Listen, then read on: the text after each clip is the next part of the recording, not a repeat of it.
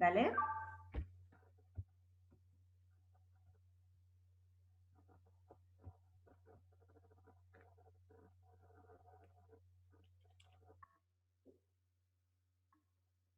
Bueno, buenas noches a todos, espero me estén escuchando. Desde AMIR le damos la bienvenida a la presentación de este nuevo caso que nos convoca esta noche. En esta oportunidad, el caso se trata de una paciente de 54 años, mujer, con fiebre y con lesiones dermatológicas. El caso va a ser presentado por la doctora Agostina Lógica, que es residente del Sanatorio Americano de la ciudad de Rosario, a quienes le agradecemos la presentación de este caso y también le damos la bienvenida. Y el caso va a ser discutido por la doctora Lucía Antúnez, perteneciente al Hospital Provincial del Centenario. Ya es un hospital que colabora año tras año con nosotros y siempre presentando casos muy interesantes y dispuestos a las discusiones también. Así que bueno, comenzamos entonces con la doctora Agostina Lógica.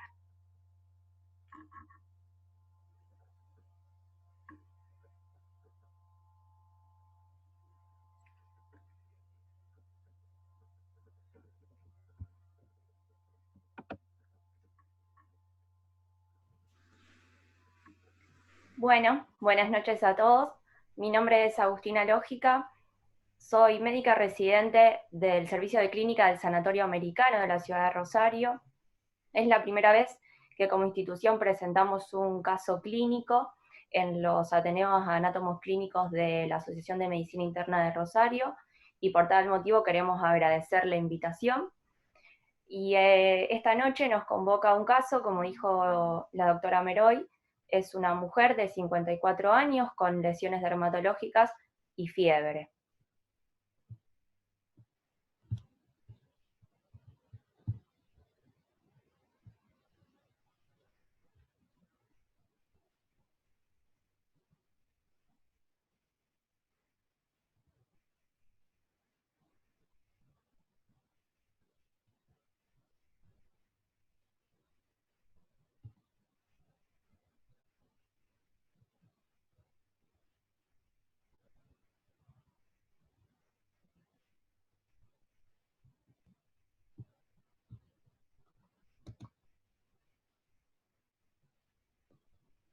Bueno, la paciente tiene 54 años, es mujer, como antecedente oncológico fue diagnosticada en el año 2019, en noviembre, de un tumor neuroendocrino pulmonar de células pequeñas, por lo cual comenzó tratamiento desde diciembre hasta enero del 2020, realizando 14 sesiones de radioterapia, la cual debe ser suspendida porque complica con una esofagitis actínica.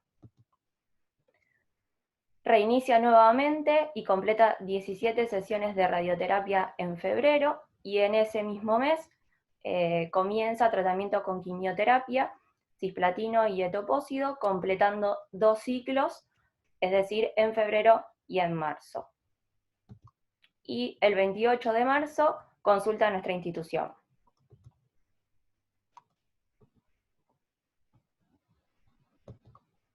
La paciente consulta por un cuadro de una semana de evolución, de lesiones cutáneas dolorosas y pruriginosas, y agrega de 4 días fiebre matutina de una temperatura de 38 grados. Las lesiones eran pápulas eritematoviolaceas de 3 a 4 milímetros de diámetro, localizado tanto en ambas palmas, en cara lateral interna de ambas manos, en cara anterior de ambas piernas, cabe aclarar que estas pápulas eran dolorosas, así como vesículas dolorosas y pruriginosas a nivel del tórax y de las extremidades superiores.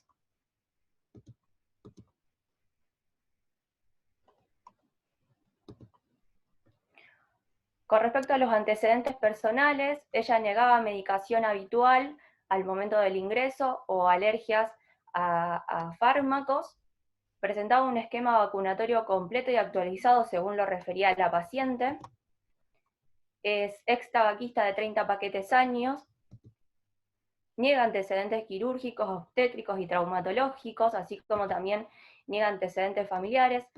Y con respecto al screening oncológico, presenta una última mamografía con un BRAF2, una última colonoscopía a los 50 años sin hallazgos patológicos y un Papa Nicolau negativo. Al examen físico, la paciente impresionaba moderadamente enferma, ingresó febril, con el resto de los signos vitales estables. Como único de positivo al examen físico son las lesiones cutáneas que nombré anteriormente. Al ingreso se le realizaron exámenes complementarios.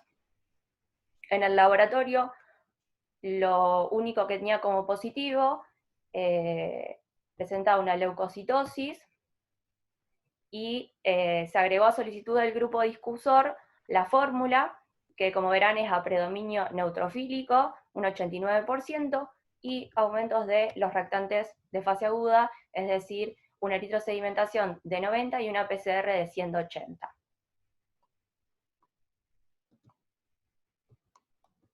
Solicitamos una orina completa, en donde no presentaba ninguna alteración, y un laboratorio inmunológico que constaba de un FAN negativo, un factor reumatoideo negativo, C3 dentro de los valores normales. Cabe aclarar que se envió y se aclaró el valor del C3 porque había sido un error el valor que habíamos dado. C4 dentro de parámetros normales, ENA negativo, ANCA-P y ANCA-C negativo y anti-DNA negativo. Le solicitamos una tomografía de tórax, en donde podemos observar un área de consolidación pulmonar en vidrio esmerilado en el lóbulo inferior derecho con broncograma aéreo. Así como también podemos observar una pequeña imagen nodular subsólida a nivel subpleural y enfisema centroubulillar en lóbulos superiores. Durante la internación, la paciente evolucionó clínicamente estable a febril y se realizó un procedimiento diagnóstico.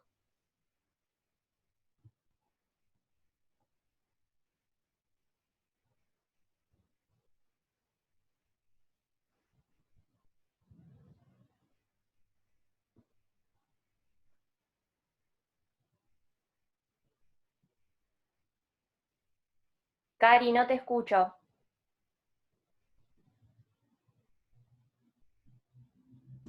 Ahora sí.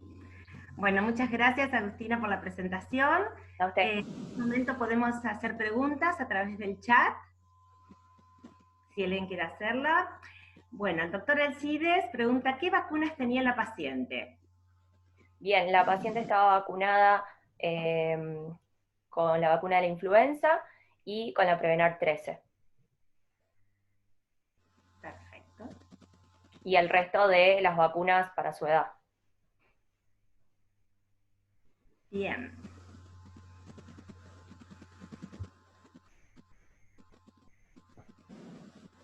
El doctor Lucio Criado pregunta si la fórmula del hemograma muestra linfopenia.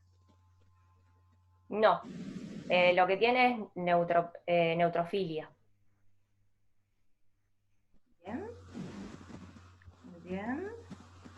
Vamos a ver si alguien más tiene alguna pregunta.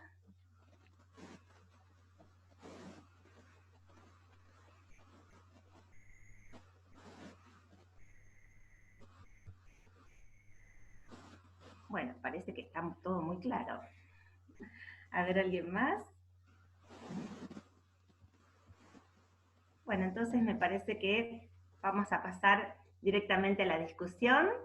Le vamos a dar lugar a la doctora Lucía Antúnez.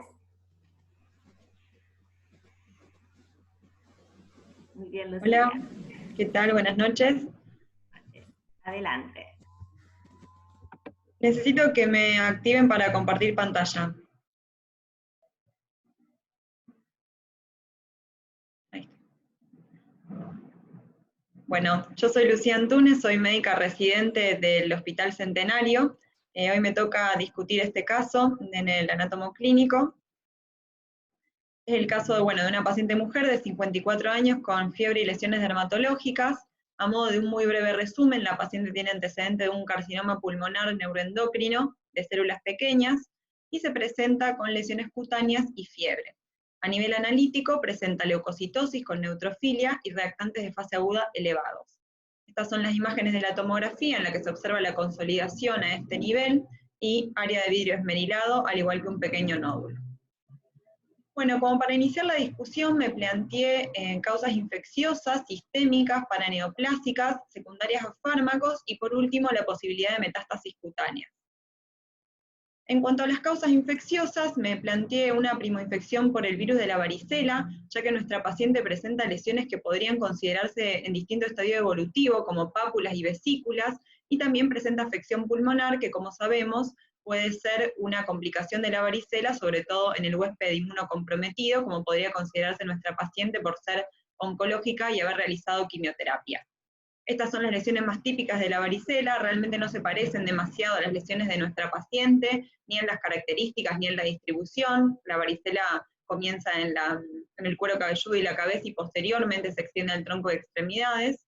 Y bueno, la fiebre en la varicela suele ser un pródromo, además de que la afección pulmonar en caso de estar es intersticial y no una consolidación, agregado al importante dato de que la primoinfección es infrecuente en los adultos de nuestro medio, por lo cual considero que esta es un diagnóstico improbable. También me planteé la posibilidad de una reactivación de este mismo virus por un herpes zóster diseminado. Esto se caracteriza cuando hay más de 20 vesículas que están por fuera del dermatoma primario, también es característico de los inmunodeprimidos, y bueno, todos conocemos la evolución de las lesiones del zóster con pápula a vesícula con algunas con fondo hemorrágico. Dentro de los pródromos y los síntomas generales que se pueden producir está la fiebre, y lo característico del pródromo es el dolor y la hiperalgesia a nivel del dermatoma. Acá vemos que este es un zóster diseminado que inicia en un dermatoma y posteriormente se extiende. La verdad que nuestro paciente no inicia en un dermatoma, sino que ya las lesiones tenían otra distribución, tampoco presentó el clásico pródromo del dolor y la hiperalgesia, así que creo que este es un diagnóstico alejado. Una muy breve mención a la sífilis secundaria, ya que siempre debemos pensarla en pacientes que presenten lesiones dermatológicas y fiebre. Estas son las lesiones más típicas. Sin embargo, con una BDRL no reactiva que es 100% sensible, creo que es un diagnóstico que directamente se puede descartar. Como última posibilidad infecciosa me planteé una histoplasmosis diseminada, progresiva, esto debido a que hay lesiones en piel y lesiones en pulmón en un paciente considerado inmunocomprometido. Lo más frecuente es encontrar este tipo en pacientes con SIDA, pero bueno, también se encuentra en otras pacientes inmunocomprometidos. Tenemos la forma aguda, subaguda y crónica, y las lesiones típicas son estas, como vemos acá, inician en una mácula o pápula, que posteriormente se ulcera en el vértice y termina generalmente con necrosis. También se puede presentar con fiebre como síntomas generales, asociado a astenia, pérdida de peso, y si bien tiene afectación pulmonar, las lesiones pulmonares suelen ser más bilaterales, a predominio de un infiltrado micronodulillar, y no suelen producir una consolidación. Además, lo característico en el laboratorio es la anemia o incluso la pancitopenia que nuestro paciente no presenta. Por lo cual, considero que por las características de las lesiones y de la lesión pulmonar, asociado a que no es compatible el laboratorio, este no es un diagnóstico probable. En cuanto a causas sistémicas, me planteé la posibilidad de un lupus. Sabemos que esta enfermedad tiene múltiples manifestaciones, y dentro de las manifestaciones generales está la fiebre, y la afección cutánea también es una de las más frecuentes. Dentro de lo que son las manifestaciones cutáneas más típicas, tenemos lo que sería el rash malar, o también tenemos estas lesiones que son más tipo discoides, que podrían tener alguna similitud, sobre todo con estas lesiones que presenta nuestro paciente a nivel del dorso. Estas son las alteraciones del laboratorio, características del lupus. Nuestro paciente presentaría una velocidad de eritrosedimentación elevada, pero no presenta ninguna de las otras alteraciones, sumado al FAN y al anti-DNA que son negativos. Creo que el lupus es un diagnóstico que es alejado. Como otra causa sistémica, me pareció interesante plantear las crioglobulinemias. Sabemos que esto se caracteriza por presencia en suero de inmunoglobulinas que precipitan a bajas temperaturas. Estos son los tres tipos de crioglobulinemias. me pareció interesante traerlo a colación porque sabemos que se pueden relacionar a neoplasias, pero están relacionadas en realidad a lo que serían las neoplasias hematológicas más que a neoplasia de órgano sólido. Y bueno, todos conocemos la clásica asociación con la hepatitis C. Estas son algunas de las lesiones más típicas de las crioglobulinemias que dan a nivel de piel, que es tipo una púrpura palpable. Estas son las lesiones de nuestro paciente. Podríamos encontrar cierta similitud, y bueno, otras de las manifestaciones sistémicas que dan las crioglobulинemias son artralgias, mialgias, manifestaciones neurológicas o renales. A nivel del laboratorio encontramos un factor reumatoideo muy elevado en las crioglobulinemias mixtas, asociado a una hipocomplementemia a predominio de C4, que nuestro paciente no presenta ninguno de los dos. Además, creo que las lesiones no son, si bien podrían ser similares, no son exactamente compatibles, tampoco tiene otras manifestaciones sistémicas, y bueno, por esto creo que este no es un diagnóstico probable. Bien, en cuanto a lo que serían los síndromes paraneoplásicos, creo que este es uno de los diagnósticos que sí o sí tenemos que considerar en nuestro paciente. Esto se debe obviamente al antecedente de importancia del cáncer de pulmón en nuestra paciente. Sabemos que son un grupo muy heterogéneo de manifestaciones clínicas que son la expresión a distancia de una neoplasia, y las cutáneas son las segundas en frecuencia. Se dice clásicamente que hay un curso paralelo entre la neoplasia y la dermatosis. Esto no quiere decir que siempre tengan que aparecer al mismo tiempo. De hecho, hay reportes de dermatosis paraneoplásicas que aparecen hasta un año antes o incluso un año después del diagnóstico de la enfermedad maligna, pero sí, lo clásico es la desaparición o la mejoría de las manifestaciones cutáneas al tratar el tumor y la reaparición con la recidiva. Esto me parece muy importante en el caso de nuestra paciente, ya que una de las posibilidades que me planteo es que las imágenes pulmonares sean recidiva de la enfermedad de base, con lo cual sería tener en cuenta que lo de la piel puede ser una manifestación paraneoplástica. Además, el carcinoma pulmonar de células pequeñas es uno de los que frecuentemente se asocian a síndromes paraneoplásicos. Son múltiples las manifestaciones en piel paraneoplásicas, obviamente que no voy a describir todas, sin mencionar que algunas siempre nos obligan a pensar en una neoplasia de base, otras frecuentemente pero no tanto, y otras que son ocasionales, es decir, que son infrecuentes.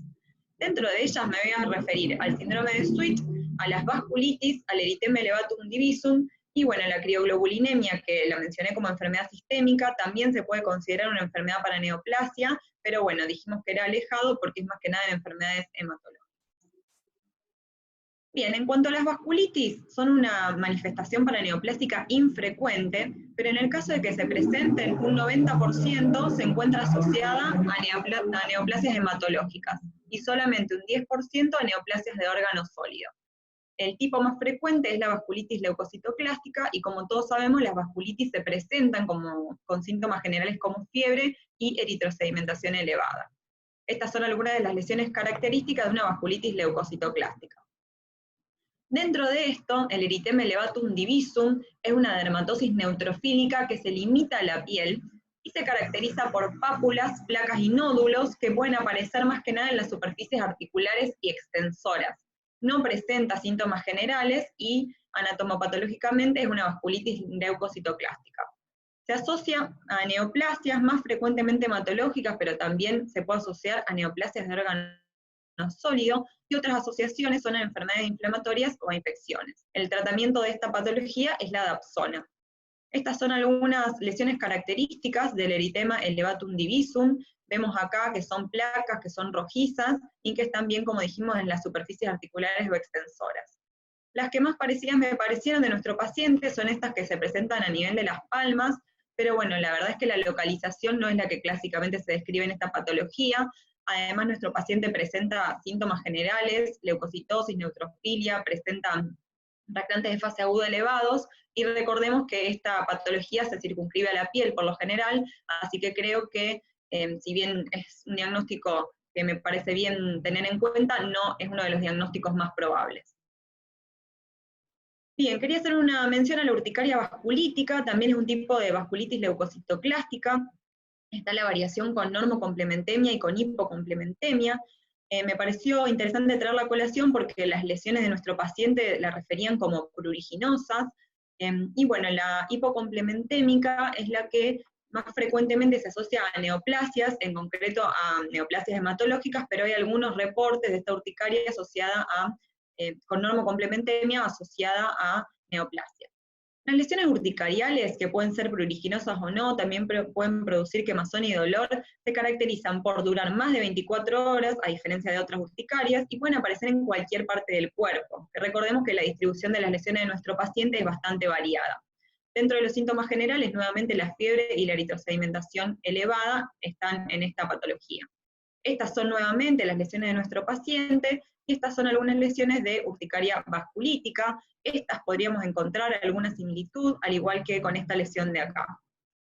La verdad es que este diagnóstico no me parece uno de los diagnósticos más probables, pero teniendo en cuenta de que si bien las lesiones no son las típicas de una urticaria, sí tenían algunas características que podrían compartir, como el ser pruriginosas, me parece que es un diagnóstico que no podemos dejar del todo de lado o descartar.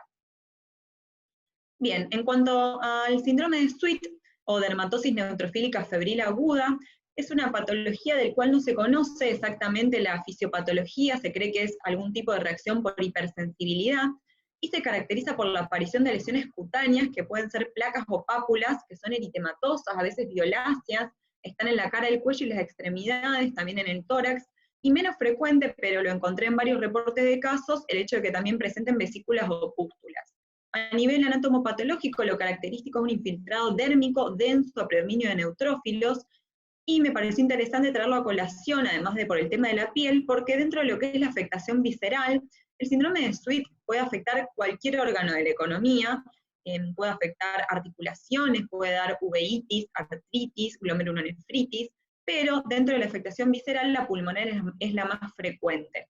De hecho, reportes de casos en los que encontré, se le han hecho lavados bronquialveolares a pacientes que tenían infiltrados pulmonares buscando causas infecciosas, encontrando una alveolitis neutrofílica, es decir, afectación del pulmón por este síndrome. A nivel sistémico produce fiebre, se presenta con leucocitosis a predominio de neutrófilos, reactantes de fase aguda elevados, y es característica la rápida respuesta al tratamiento con corticoides. Se recomienda en concreto la metilprednisolona por vía endovenosa. Hasta un 20% se puede asociar a lo que serían enfermedades malignas. Acá cabe destacar que predominan las neoplasias hematológicas una vez más, pero hay reportes de casos en neoplasias de órgano sólido, en concreto también en el cáncer de pulmón. Las otras causas que no son asociadas a enfermedades malignas pueden ser idiopáticas, pueden ser secundarias a drogas, parainflamatorias o asociadas al embarazo. Estas de nuevo son las lesiones de nuestro paciente, y estas son lesiones que encontré en la búsqueda bibliográfica del síndrome de Sweet. La verdad es que las del tórax y las del dorso se parecen bastante, en mi opinión, a las de nuestro paciente. Estas tal vez no se alcanzan a ver tanto, pero son vesículas que podrían tener cierta similitud con estas lesiones de aquí. Y esta fue la que más me llamó la atención, que es afectación del síndrome de Sweet en las palmas de las manos, y la verdad que me parece que tanto por características como por distribución es bastante similar a las lesiones en las palmas de nuestra paciente. Bien, y aquí, como lo mencioné en el reporte de un caso que presentaba infiltrado neutrofílico pulmonar por síndrome de Sweet, vemos que tenemos afectación bilateral, pero a predominio de este lóbulo, que se ve con vidrio esmerilado, y acá con un poco menos de definición, pero también se ve un infiltrado en la radiografía. En cuanto a los criterios diagnósticos, bueno, no vamos a poder juntarlos todos en este momento, porque uno de los criterios diagnósticos mayores que se necesitan es la histopatología, y para hacer diagnóstico de este síndrome requerimos los 2 criterios mayores y 2 criterios menores. Sí tenemos el criterio número 1, que es la aparición de las lesiones características, y después, en cuanto a los criterios menores, los juntamos a casi todos. Tenemos la fiebre, tenemos la asociación con una patología maligna, en este caso cáncer de pulmón. Lo de la respuesta a los corticoides no lo sabemos porque no se nos informa en la presentación del caso si se hizo este tipo de tratamiento. Y en cuanto a las alteraciones a nivel del laboratorio, las tenemos a todas.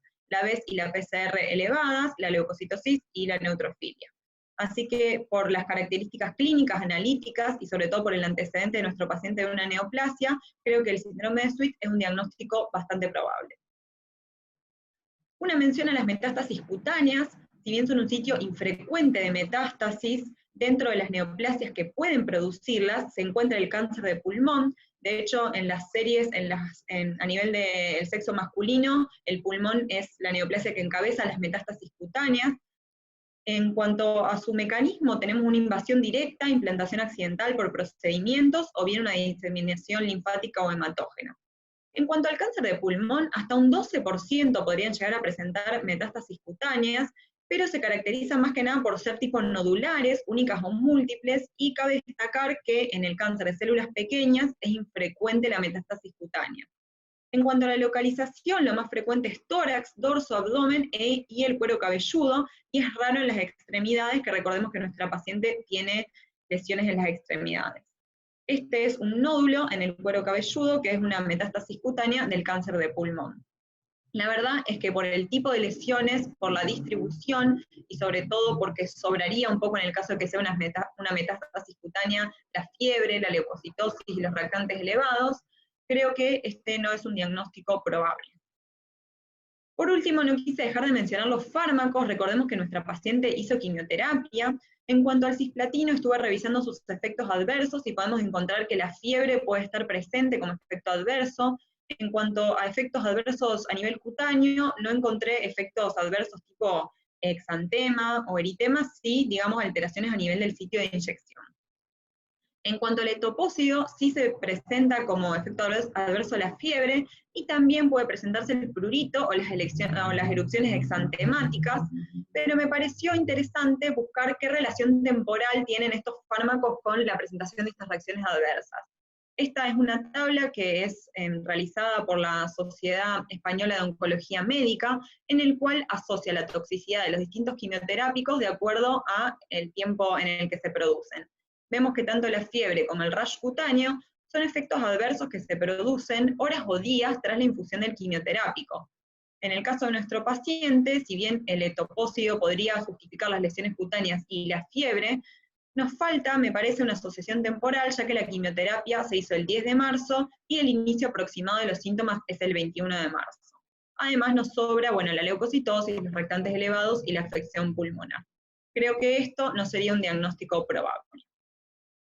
Bueno, como para resumir un poco la discusión, nuestra paciente con este antecedente del carcinoma pulmonar neuroendocrino y las lesiones en piel, me plantea al inicio causas infecciosas, sistémicas, paraneoplásicas, secundarias a fármacos o metástasis cutáneas. Creo que las más probables son las causas paraneoplásticas. Dentro de ellas me parece que merece una mención especial el síndrome de Sweet, ya que el síndrome de Sweet justificaría la fiebre, las lesiones en piel y las alteraciones a nivel analítico con la leucocitosis con neutrofilia y los reactantes de fase aguda elevados. En cuanto a la afección pulmonar, tengo dos hipótesis. La primera es que sea una infiltración neutrofílica con el síndrome de Sweet, como mencioné previamente que puede suceder, o bien que sea una recidiva del mismo cáncer de pulmón. Recordemos que en caso de que hubiera una recidiva del cáncer de pulmón, esto apoyaría también la hipótesis de una paraneoplasia. Así que por lo tanto, si tuviera que hacer un diagnóstico presuntivo, creo que el síndrome de Sweet sería el diagnóstico más probable.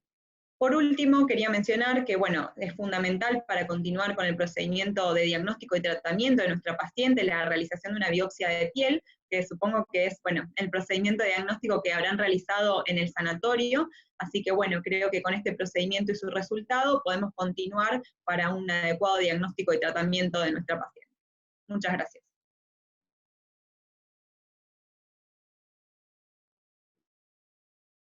Bueno, felicitaciones Lucía, excelente tu discusión. Vamos a dar lugar ahora entonces a la participación de todos, quienes quieran hacer algún aporte.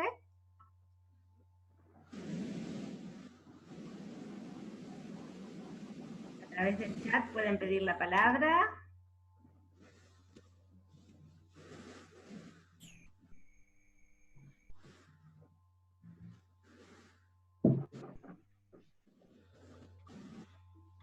¿Alguien quiere hacer algún comentario?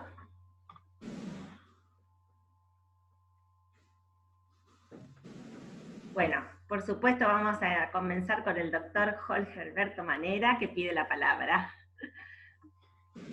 Bueno, no es muy bueno que me digan por supuesto, porque significa que hablo siempre mucho, mucho. Esperando, lo estábamos esperando, yo en lo personal.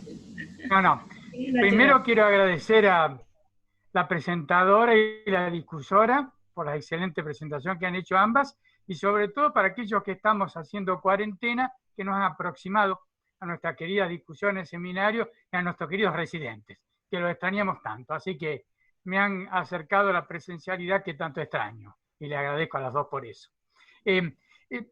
Han discutido perfecto, yo creo que hay muy poco aporte que hacer. Solamente una cosa muy rara que me está dando vuelta.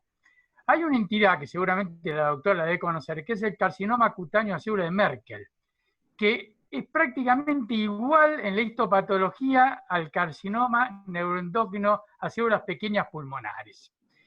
Lo que pasa es que generalmente, a veces las biopsias son indistinguibles, son iguales. Carcinoma acido de Merkel relacionado con osime poliomavirus. Igual histopatología. Se diagnostica por inmunomarcación y tiene digamos, un antígeno CK20 que es típico.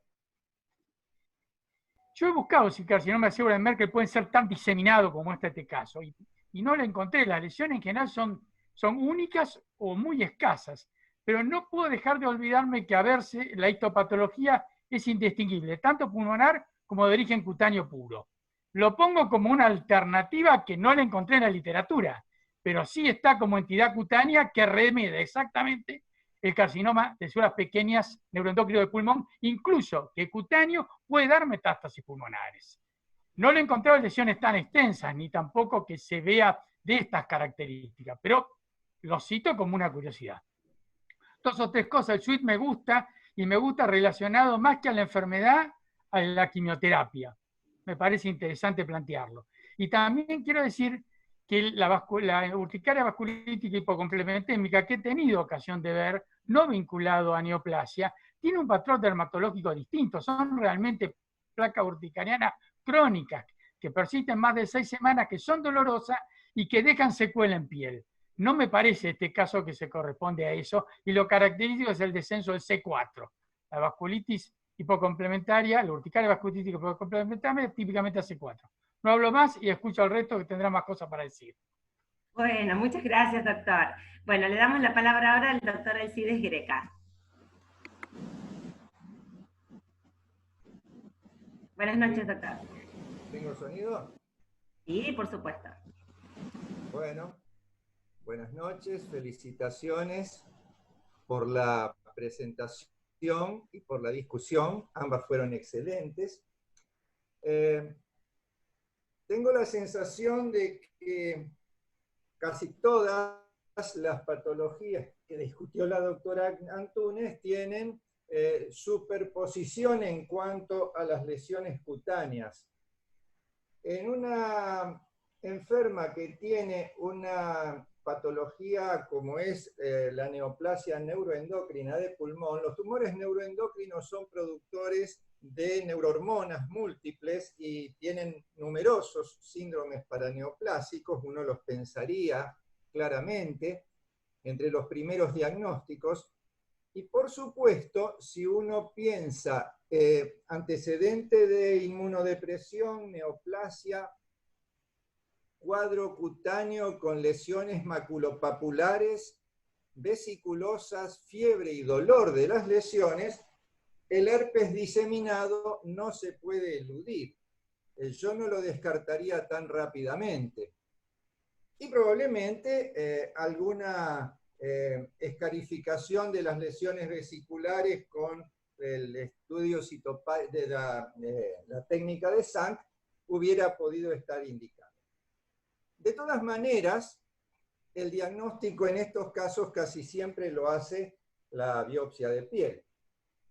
De modo que creo que ese es el método diagnóstico. Pero hay que tener en cuenta que más allá del cuadro clínico y los antecedentes del paciente, hay que tener en cuenta la época en que se discute un caso. No es lo mismo discutir un caso retrospectivamente hablando antes del HIV que después del HIV. Y entonces creo que esta discusión hubiera estado completísima antes del COVID. Durante la pandemia, la cosa necesariamente tiene que incluir al COVID. Porque además el COVID tiene varias patentes dermatológicas bastante características, como son las lesiones tipo perniosis, las lesiones eritematoescamosas, las vesiculosas, etcétera, etcétera.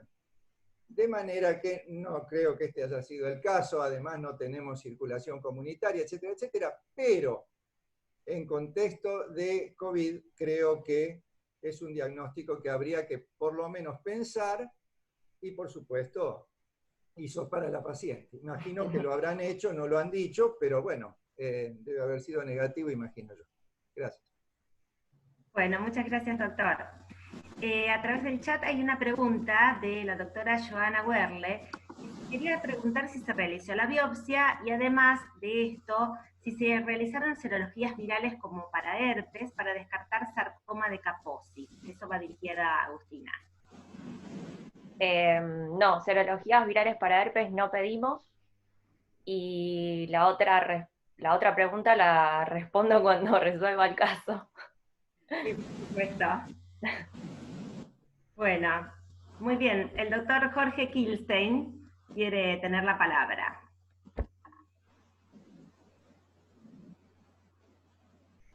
Hola, no sé si me escuchan. Sí, perfecto, Jorge. Buenas noches. Bueno, nada más, solamente quería agradecerles que hayan permitido al Sanatorio Americano, que es una residencia muy nuevita y que por primera vez está presentando un caso y que para nosotros es muy importante, no solamente, digamos, presentar este caso, sino por la finalidad docente que tiene. Así que simplemente eso, quiero agradecer a toda la gente de la Sociedad de Medicina Interna que nos hayan invitado. Y ustedes saben lo importante que es para todos y fundamentalmente para una residencia nueva participar de este tipo de reuniones. Simplemente eso y después queda para que todos escuchemos la resolución del caso. Felicito a la doctora Antúnez por su discusión que me pareció muy, muy buena. Bárbaro. Bueno, muchas gracias, Jorge. Para nosotros es un placer también que ustedes comiencen a participar. Y les agradecemos también por haber presentado este caso tan interesante. Bueno, por último, el doctor Lucio Criado pide la palabra.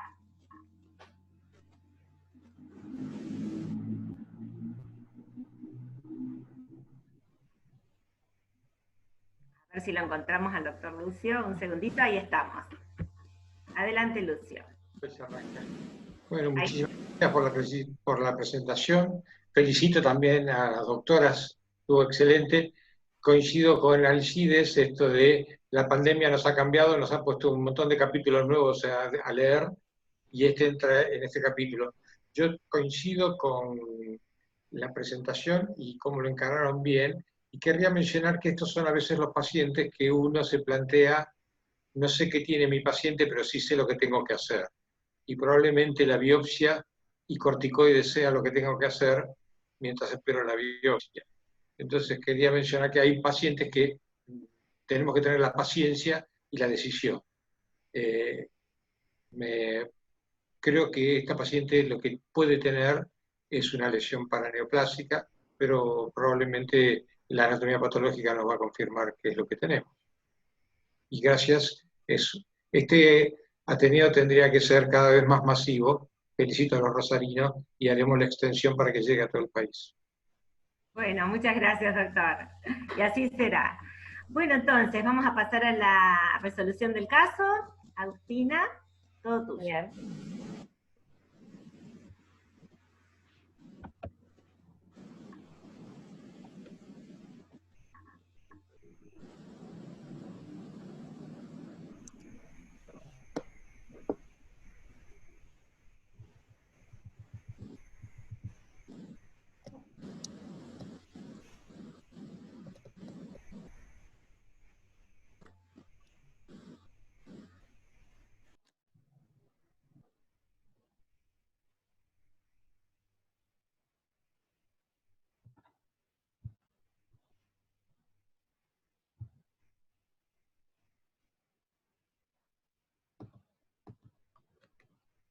Bueno, vamos a pasar a la resolución del caso clínico.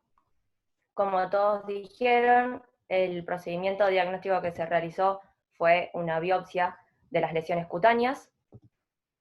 Agradecemos al Instituto de Histopatología, Dr. Naves, que nos ayudó con las imágenes y nos pudimos reunir para poder explicarlas bien.